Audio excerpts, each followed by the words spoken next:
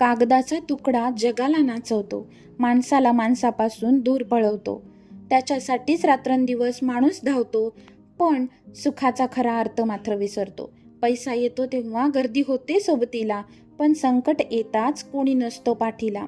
पैशाने पलंग मिळेल पण झोप विकत घेता येत नाही. पैशाने औषध मिळेल पण आयुष्य वाढवता येत नाही. नातेवाईक मित्र सारे पैशाचेच सगळे होतात. खिशात दमडी नसली की सगळेच तोंड फिरवतात. माणुसकीची किंमत आज शून्याहून कमी झाली. नोटांच्या या बंडलात भावनाच गोठून गेली.